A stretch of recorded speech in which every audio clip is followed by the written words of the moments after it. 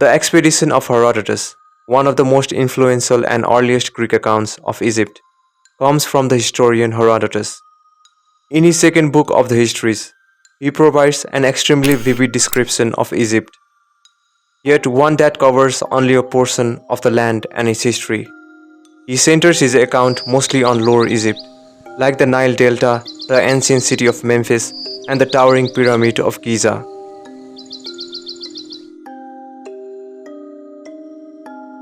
These were the areas closest to the Mediterranean, easier to reach and safer to explore, especially since they were under tight Persian control and home to many Greek colonies like Naucratis.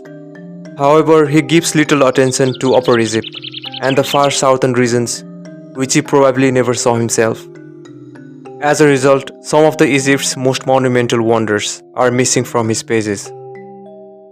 There is no mention of the massive Karnak temple, the royal tombs in the Valley of the Kings, or the towering sandstone sculptures of Ramesses the Great at Abu Simbel. It's surprising that he doesn't mention the steep pyramid of Djoser in Saqqara, especially since it was the first pyramid ever built and holds great historical significance. Oddly enough, he also leaves out any reference to the Great Sphinx at Giza, even though he gives detailed descriptions of the nearby pyramids. One possible reason is that the Sphinx might have been completely buried under desert sand at the time, hidden from view for centuries. In his book, he openly admits he does not know the true source of the Nile, writing, "I was not able to get any information from any Egyptians, Libyans, or Greeks, which I considered reliable." However, he accurately describes how Egyptian life depended entirely on the Nile's annual flooding, which enriched the land with nutrient-rich silt, crucial for agriculture and sustaining civilization in an otherwise barren desert landscape. He offers some groundbreaking observation and surprisingly accurate claims about the formation of the Nile Delta. He famously writes, "Egypt is the gift of the Nile. What it brings down from Ethiopia is a silt, which settles and forms land." Although he was right about the role of the silt, or clay, in supporting agriculture, but his theory about its origin was flawed. Unlike regular soil, Nile silt is a unique nutrient-rich sediment, packed with potassium, nitrogen, and phosphorus, perfect for agriculture. Most of the Nile's fertile clay originates in the volcanic highlands of Ethiopia, where seasonal African monsoon rains erode ancient volcanic ash and lava flows, creating nutrient-rich soils. These mineral-rich sediments first accumulate in Lake Tana, Ethiopia's largest lake and source of the Blue Nile, one of the Nile's major tributaries, which overflows during the rainy season and merges with the White Nile at Khartoum in Sudan.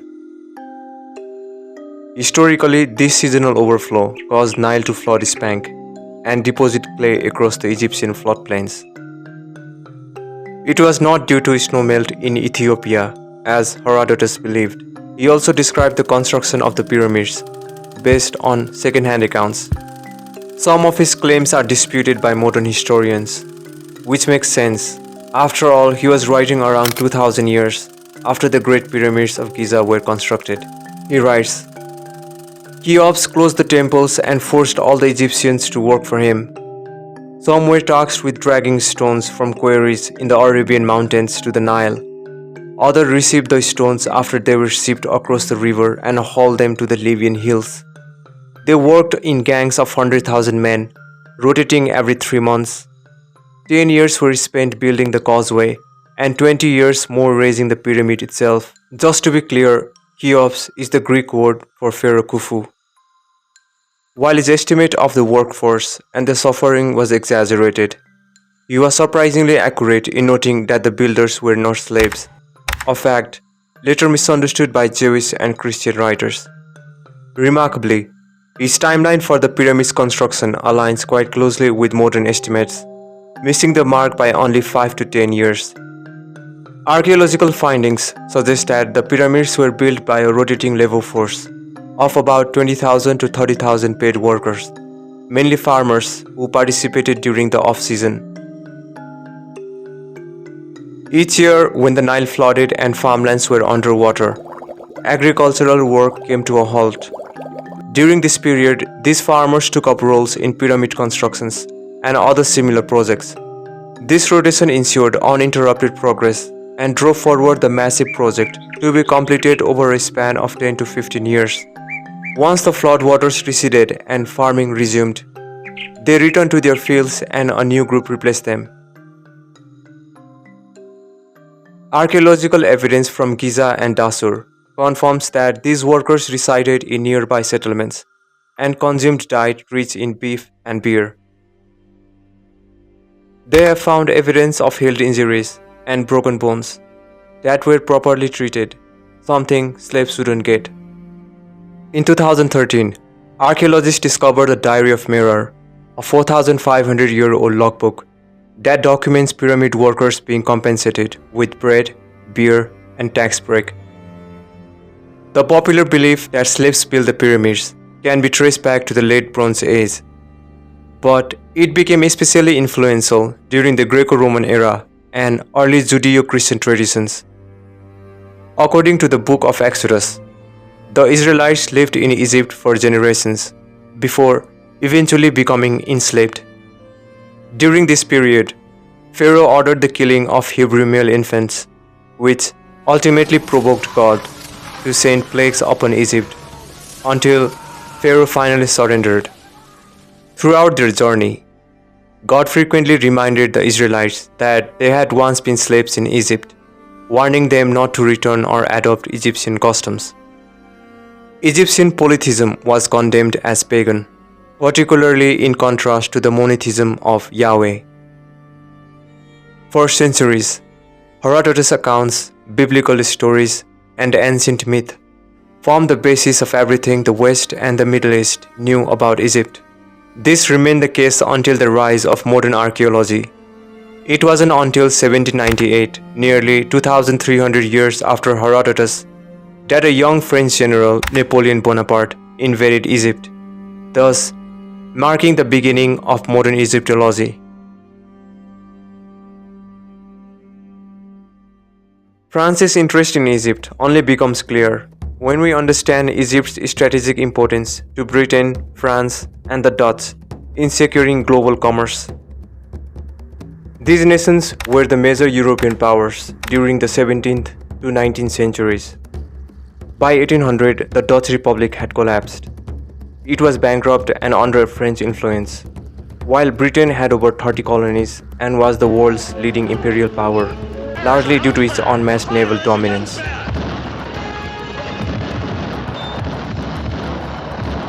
Among its colonies, India was the crown jewel, producing high-quality cotton, silk, indigo, spices, salt, and opium. The British East India Company made vast profits by trading these goods, particularly by smuggling Indian opium into China despite a ban, which directly led to the two opium wars between 1839 and 1860. Britain relied heavily on Mediterranean and Red Sea trade routes, with Egypt serving as a critical buffer zone and strategic choke point. Even before the Suez Canal opened in 1869, controlling Egypt allowed faster access to India across the Isthmus of Suez. Without Egypt, ships had to sail around Africa's Cape of Good Hope. By the mid-19th century, the Suez Canal became the British Empire's lifeline, cutting travel time from London to Bombay by nearly 40%. In 1798, to undermine British access to India and expand French influence, Napoleon launched a secret invasion of Egypt. This was a highly unorthodox military invasion for his time. For this mission, he had brought with him the Army of the Orient, a military and scientific group of 40,000 troops, and secretly hidden among them were special units of 167 scholars, engineers, mathematicians, biologists, archaeologists, and artists known as savants. Despite all this secrecy, British spies had intercepted his plan, and they were actively hunting French fleets.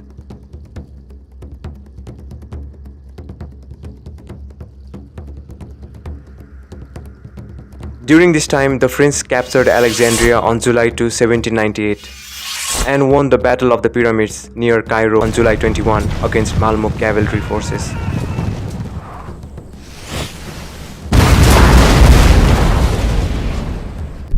Disaster soon followed at the Battle of the Nile, where British Admiral Horatio Nelson decimated the French fleet, destroying or capturing 11 of 13 ships of the line. This crushing defeat cut off their connection to Europe and left Napoleon's army stranded in Egypt.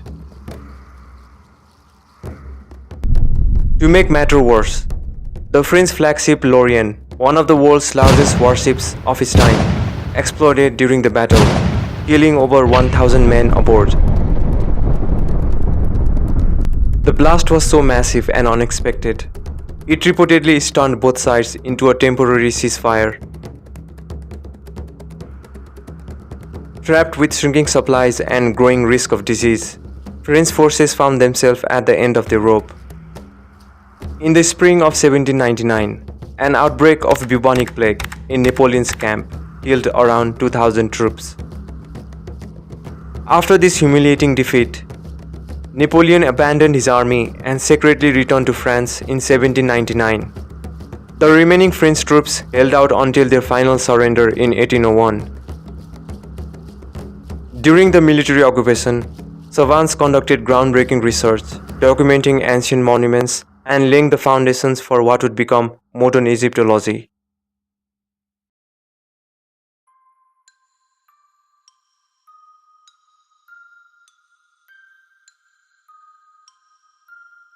Shortly after reaching Egypt, Napoleon established the Institute of Egypt in Cairo, organizing it into 4 divisions: mathematics, physics, natural history, and arts and literature. The goal of this institute was clear: to investigate all aspects of Egypt's geography, climate, flora and fauna, ancient monuments, and customs. Among their many studies, the savants documented over 5,000 plants and animal species. One of their most significant achievements was correcting a mistake that had persisted for centuries: the misidentification of the so-called Blue Lotus. Earlier researchers had misidentified it as the Asian sacred lotus, a plant foreign to Egypt. Despite its common name, the blue lotus is a water lily, not a true lotus. The confusion began with the Greeks, who categorized several water plants under the name lotus. When Romans and later Europeans adopted the term, they unknowingly perpetuated a botanical mistake that would last for thousands of years. It's understandable that these two aquatic plants have been mistaken for each other throughout history. They share several key characteristics. For instance, both thrive in freshwater habitat such as ponds and lakes. Both feature large and circular leaves that float on the water surface, and both produce vibrant and aromatic flowers. However, careful observation reveals distinct differences. For example, water lily display leaves that lie flat on the water, typically with noticeable nodes or split, while lotus leaves elevate above the surface on tall stems, maintaining a perfect circular shape without any division. Similarly, water lily rest on or just above the water, whereas lotus flowers rest well above the surface on strong stems. Unfortunately, French scientists repeated similar errors. Their first misstep was dismissing the insight of local Arab botanists who referred to the plant as nafur, a term that directly translates to water lily. Like many 18th to 19th century European philosophers, they dismissed non-Western knowledge as primitive or unscientific, while Napoleon's expedition framed itself as the bearer of the Enlightenment. Later, this scientific corps studied the plant firsthand and properly identified it as the blue Egyptian water lily, separating it from the lotus. During the Pharaonic period, Egypt was home to 2 native species of water lilies, the blue and the white water lilies. The blue water lily has been found to have intoxicating properties when consumed or inhaled. In the tomb of Nakht, Egyptian nobles are shown at a banquet, drinking wine and smelling blue water lilies. This fresco, which is called the Lotus Banquet, shows the blue water lily was used by the Egyptian elite as a marker of status, associated with wealth, social prestige, and its intoxicating properties. It was also used as a painkiller, as described in the Iberus papyrus, which mentions it as a remedy for headache. They also discovered bird species unique to the Nile Delta, such as sacred ibis, which the ancient Egyptian linked to Thoth, the god of writing and the moon. Many Nile fish were documented for the first time, many of which were completely unknown to European science. Like the Nile perch, one of Africa's largest freshwater fish, and some bizarre species like the African elephant fish, which later inspired research on bioelectricity in fish. They also documented two different species of crocodile found in Egypt: the larger and more aggressive Nile crocodile, and the smaller and less aggressive West African crocodile. However, their claim was dismissed by European scientists for over 200 years. 19th century zoologists often lumped all African crocodiles into one species, Nile crocodile, dismissing subtle physical and behavioral difference noted by the French and ancient Egyptians. In 2003, DNA and physical studies confirmed that Africa is home to two separate species of crocodile. Researchers also discovered that the ancient Egyptians mummified both species of crocodile. However, the West African crocodile was more commonly found in temples, as it was specifically respected in Egyptian religion as the embodiment of Sobek, the god of the Nile and fertility. In Homer's Iliad and Odyssey, Odysseus encounters the spirit of Achilles, the legendary Greek hero, during his journey to the underworld. During their interaction, Achilles tells him that he'd rather be a poor farmer alive than a king among the dead. In pre-classical Greek belief, no matter who you were in life, a mighty warrior, a king, or a humble farmer, you ended up in the same place called Hades. It was a gloomy, shadowy land where all dead souls went, regardless of their deeds in life. There was no reincarnation, or heaven or hell. Death was final. In ancient Egypt, the soul was not a single entity, rather its existence depended on two components: the life force, which the Egyptians referred to as Ka, and the soul's unique personality, known as Ba. After death, Egyptians believed Ba had to travel through Duat, an underworld filled with giant serpents, lake of fire, and gatekeepers. Before passing any further, their heart was weighed against the feather of Maat in presence of god Osiris, the god of afterlife and the underworld. If their heart was lighter than the feather of Maat, they were granted entry into the field of reeds, an eternal paradise. However, if it weighed heavier, the demon Amit, who is part lion, crocodile, and hippopotamus, would devour it, condemning their soul to be erased for all eternity. It was therefore vital that the body of the deceased remained intact. Without proper preservation, the soul would lose its vessel and cease to exist. Still, there were alternatives. Lifelike statues or tomb paintings of the deceased served as a replacement body for the life force if the mummy was damaged or lost. During the Old Kingdom, the ancient Egyptians mastered an efficient process of preserving bodies for thousands of years. The key ingredient was natron, a natural salt compound harvested from Wadi al-Natron, a dry lake bed northwest of Cairo. This substance was composed of 4 sodium compounds, which were perfect for preventing decomposition. 3,000 years old, and well, it looks as if he's still decomposing. During the mummification process, this compound was packed around and inside the body, which dried the tissue by extracting about 70% of the water. Another benefit of using natron was that it also killed bacteria and fungi, while converting body fats into soap-like substances. This process prevented decomposition.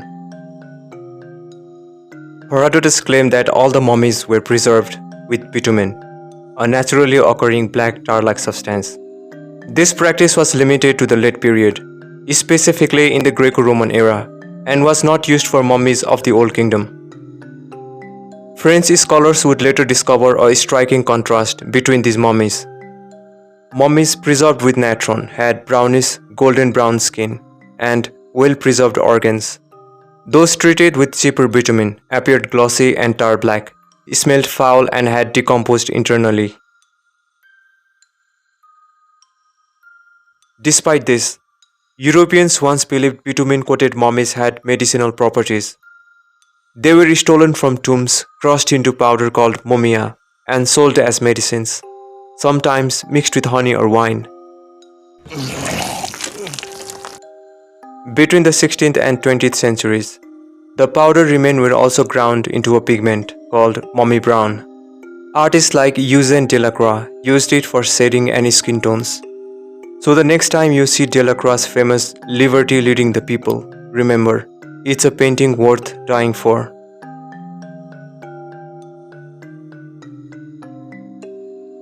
During the Victorian era, Egyptomania reached such an extreme that aristocrats staged private events featuring the unwrapping of mummies, occasionally fabricating animal specimens, more often authentic human remains, pillaged indiscriminately from burial sites to satisfy their morbid fascination.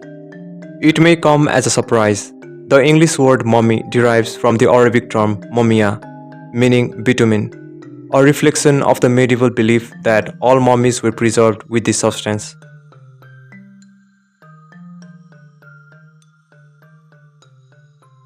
The first camera to successfully capture a permanent image was View from the Window at La Grau, considered the oldest surviving photograph taken in 1826. The process called heliography was time-consuming, requiring more than 8 hours of exposure to create a single still image. Later, simpler methods were developed, such as Daguerre's technique, which reduced exposure time to just 10 to 15 minutes. Following this advancement, French photographer Horace Vernet and Gopi Fosquet captured one of the earliest photographs of Egypt, and indeed of the African continent, a daguerreotype of the Haram Gate of Muhammad Ali in Alexandria. Photography was still undeveloped when Napoleon embarked on his Egyptian expedition.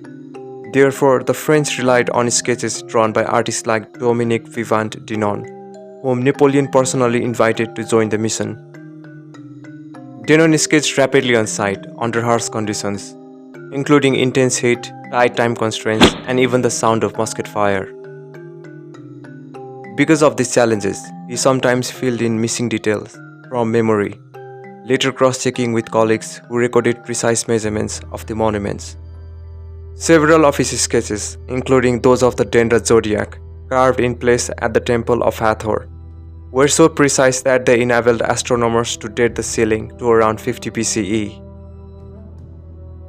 His drawings of the Colossi of Memnon depict cracks and signs of erosion that remain visible today. However, this approach had limitations, particularly in conveying the true scale of the monuments. To resolve this issue, Denon included locals, French troops and camels in his drawings to convey the scale of the monuments. Reflecting on these ruins, Denon wrote, "I've never seen anything so imposing. I felt like an insect at the foot of these immense colonnades. These ruins announce a civilization as old as time itself."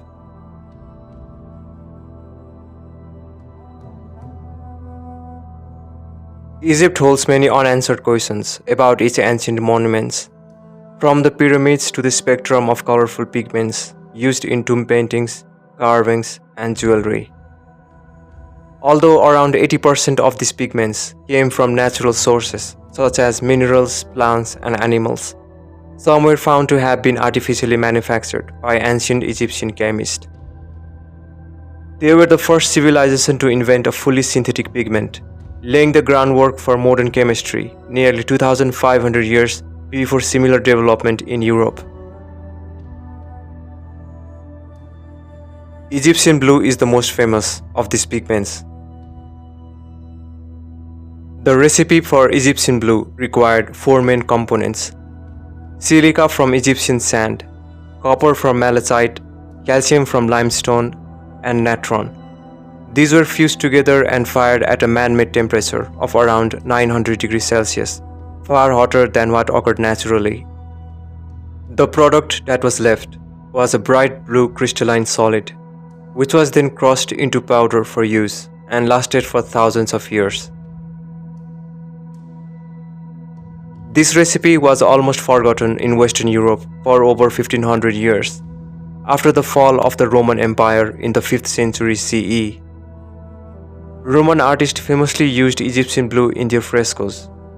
This is stunningly evident in Pompeii and Herculaneum, where the walls of one ancient villa still retain visible traces of the vibrant pigment preserved by the eruption of Vesuvius in 79 CE.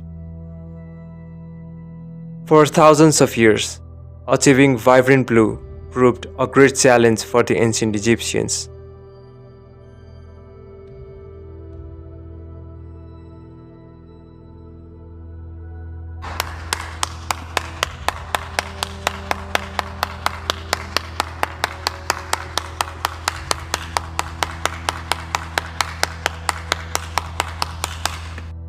Although local azurite was available, it was often weak and unstable. Azurite weathers poorly as its chemical structure breaks down when exposed to moisture and air, transforming the brilliant blue pigment into a dull green or black, which is why many ancient blue pigments have degraded over time. Their finest option were rare and costly imports. Lapis lazuli brought all the way from Afghanistan, and indigo obtained through trade with the East. Therefore, when it came to a consistent and vibrant blue, they depended heavily on long and difficult trade networks. For this reason, it was reserved for only the elite class of Egyptian society. A stunning example of its use is on Tutankhamun's iconic gold mask, where deep blue lapis lazuli was meticulously inlaid into the headdress, eyebrows, and beard.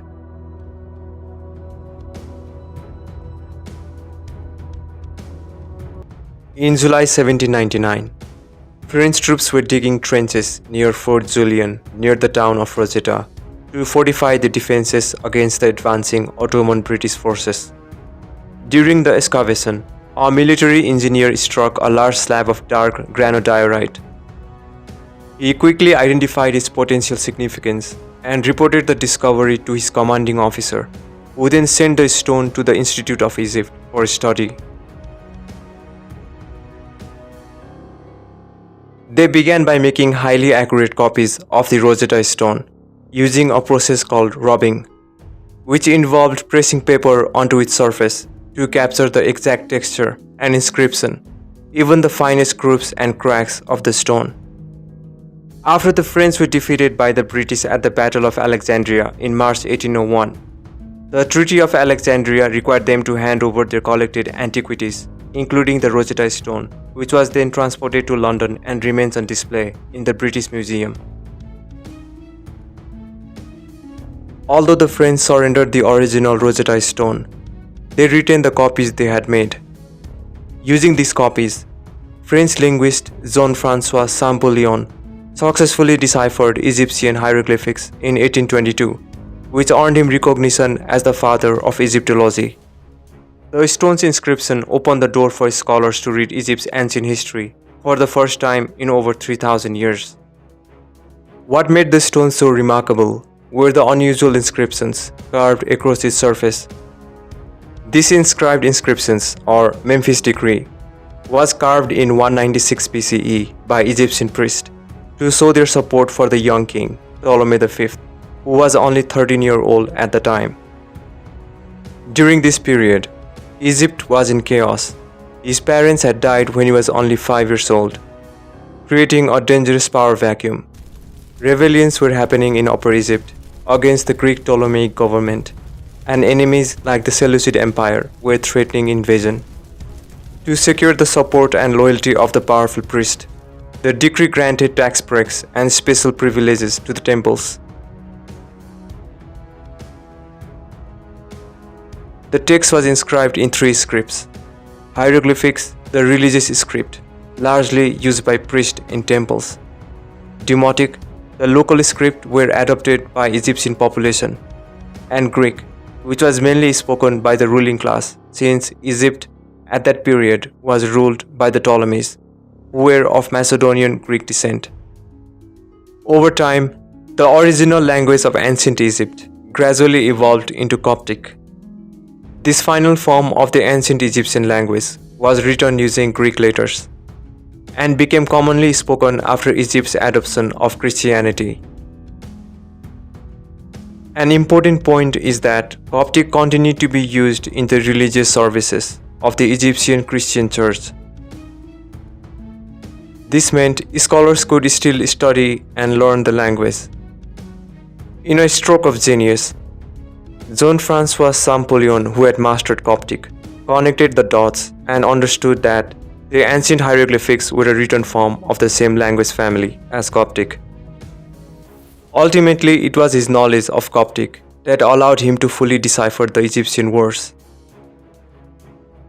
The Rosetta Stone is just one of many copies placed in temples across Egypt. In fact, 16 other copies have been discovered, but is the only one where all three scripts survive. That's why it became the key to deciphering ancient Egyptian writing. The French scholars published all their discoveries from the 3-year Egyptian expedition in the book Description of Egypt.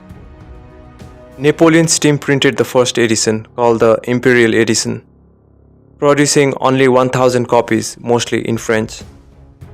These were reserved for European royalty, major libraries, and wealthy patrons, making the set extremely expensive. Later, a second edition was released for mass distribution across Europe.